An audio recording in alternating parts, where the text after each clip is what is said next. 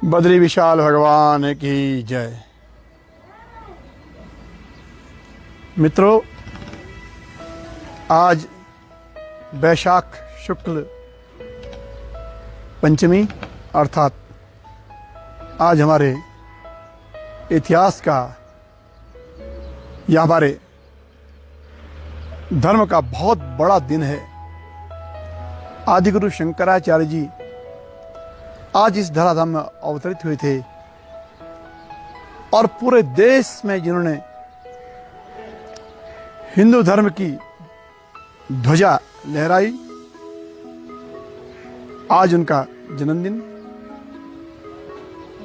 लगभग आज से 2527 साल पूर्व कालड़ी के गांव में जो केरला में है इनका जन्म हुआ।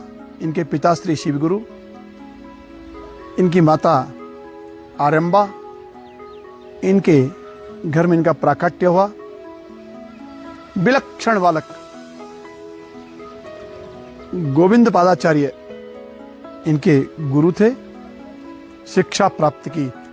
8 वर्षे चतुर्वेदी, 12 सर्वशास्त्रविद, 16 कृतवान भाष्य, 12 मुनिरभ्यगात। 8 वर्ष की अवस्था में उन्होंने वेद शास्त्रों का और धर्मशास्त्र का अध्ययन कर लिया, पुराणों का अध्ययन कर लिया, चारों वेद पढ़ लिए। मात्र 11 वर्ष की अवस्था में बद्रिकाश्रम आ गए। गत्ते एकादश वार्षिको बद्रिकारण्येषु पुण्याश्रमे ही पंचद्वंद्वर कंडया निजधेय भाष्यायण षोडशः निर्माय प्रथमं चकार बद्री नारायणार्च तथा श्री ज्योतिर्मठ माव वंदस गुरु श्री शंकर वंदते शंकरम शंकराचार्यम केशवम बादरायणम श्रुत्रभास्य कृतो वंदे भगवंतो पुनः पुनः। 11 वर्ष की अवस्था में बद्रिकाश्रम आए और जब बद्रिकाश्रम की ओर आए हैं, श्रीनगर के पास आज वो पत्थर दिखता है जिसे स्त्री यंत्र कहते हैं लोग, स्त्री यंत्र टापू में, जहां पे उन्होंने स्त्री यंत्र की पूजा व्यवस्था कर दी। आज भी शंकर मठ दिखता है श्रीनगर के पास, गढ़वाल श्रीनगर, जहां ये रुके और जहां इन्हें शक्ति की और कुछ प्राप्ति हुई, जहां भगवती से इनका संवाद हुआ और सुंदर सा स्तोत्र आदि गुरु शंकराचार्य जी इस गढ़वाल के प्रांत में भगवती की आराधना में बोल पड़े कि न मंत्रम नो यंत्रम तदपि च न जाने स्तुति महो न चाह्वानम ध्यानम तदपि च न जाने स्तुति कथा न जाने मुद्रास्ते तदपि च न जाने विलपनम परम जाने मातस् त्वदनुशरणम क्लेशहरणम। और वहां से चल पड़े अलकनंदा के किनारे किनारे ज्योतिर्मठ में आवास, ज्योतिर्मठ में भगवान नृसिंह की सेवा। आज भी शंकराचार्य द्वारा रचित स्तोत्रों से ही भगवान नृसिंह जी की पूजा होती है। स्तोत्रम कृतम शोककरम भुवि शंकरेण, इन्हीं स्तोत्रों से और भगवान नृसिंह की यहाँ पे पूजा की जाती है। बद्रिकाश्रम गए। बद्रिकाश्रम में वो स्त्री विग्रह जो भगवान का ब्रह्मा जी ने स्थापना की थी, कारणवश विधर्मियों के आक्रमण जब हुआ, इस आक्रमण में विग्रह अलकनंदा में चला गया और देवता भगवान शंकर की शरण में गए। अरक्षमाणम शरणम सदाशिवम। बाबा एक बार पुनः आफत आई है, भगवान के दर्शन नहीं होते हैं, अब क्या करें?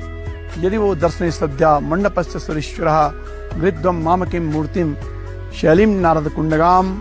भगवान ने कहा मेरा स्त्री विग्रह नारद कुंड में है और भगवान शंकर बोले अब मैं स्थापना करूंगा। अतो हम यति रूपेण तीर्थान नारद संज्ञात उद्धृत्य स्थापयिष्यामि हरिम लोक हितेच्छया। भगवान बद्रीनाथ जी की स्त्री विग्रह को और अब मैं स्थापना करूंगा। वही शंकरो साक्षात व्यासो नारायणो हरः, वो भगवान शंकर शंकराचार्य के रूप में केरल में प्रादुर्भाव हुए और बद्रिकाश्रम आए। बद्रिकाश्रम में भगवान के स्त्री विग्रह को उठा करके और मंदिर में स्थापना कर दी और एक पूजा परंपरा, पूजा व्यवस्था कर दी, जिस पूजा व्यवस्था में आज भी शंकराचार्य परंपरा में ही पूजा चलती है। क्योंकि शंकराचार्य जी केरल के और नंबूदरी पाद ब्राह्मण थे। आज भी उसी परंपरा में बद्रिकाश्रम के जो पुजारी हैं वो केरल के नंबूदरी पाद ब्राह्मणी हैं और ब्रह्मचारी ही यहाँ पे भगवान के श्री विग्रह को स्पर्श कर सकते हैं, पूजन कर सकते हैं, जो केरल के नंबूदरी ब्राह्मण हैं। आदि गुरु शंकराचार्य की परंपरा निरंतर तब से आज तक चली आ रही है और ये व्यवस्था कर दी ताकि देश टूटे नहीं। कितनी बड़ी सोच उनकी रही होगी कि केरल के पुजारी बद्रीनाथ, कर्नाटका के पुजारी केदारनाथ या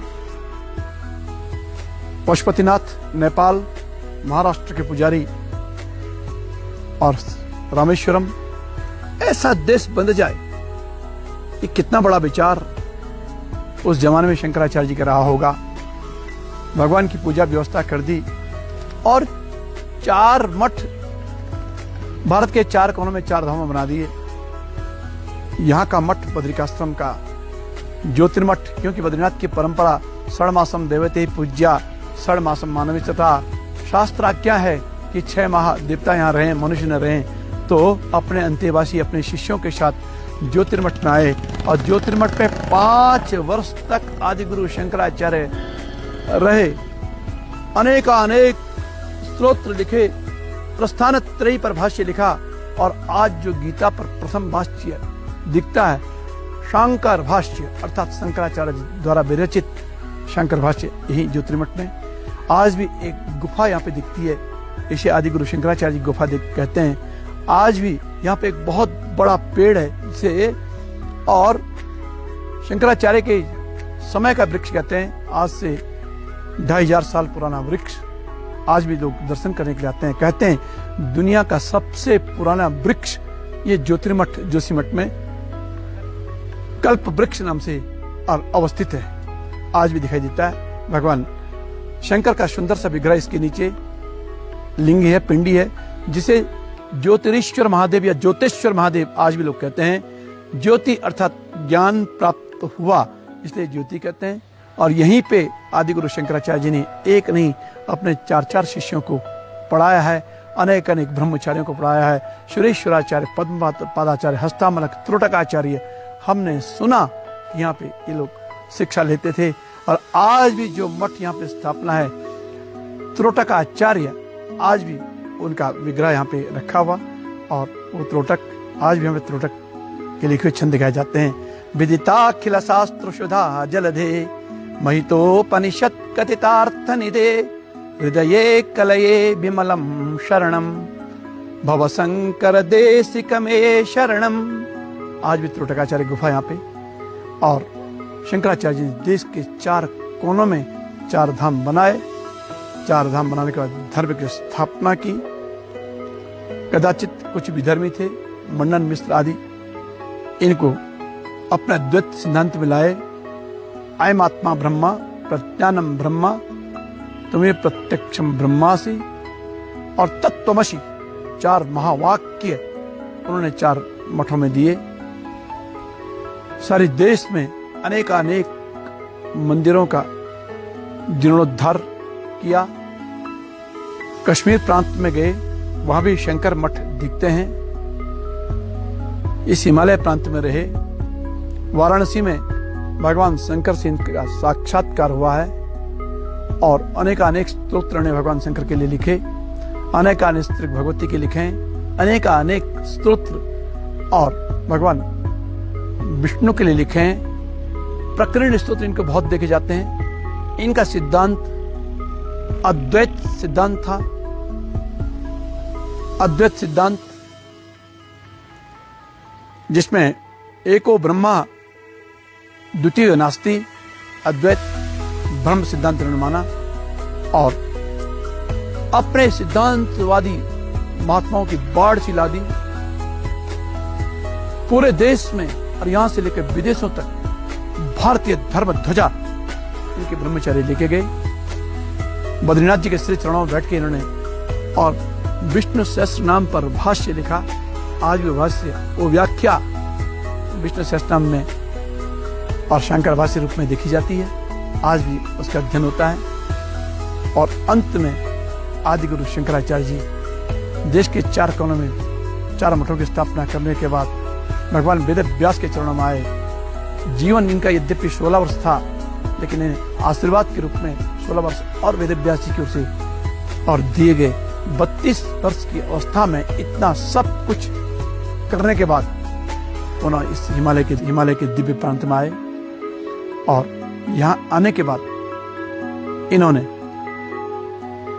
केदारनाथ मंदिर में ठीक इसके पीछे समाधि स्थल शंकराचार्य जी का आज भी दिखता है, समाधिस्थ हो गए और एक सुंदर सी परिपाटी, एक सुंदर सी शिक्षा, एक सिद्धांत, पंचदेव पूजा परंपरा और साथ में मठों की स्थापना।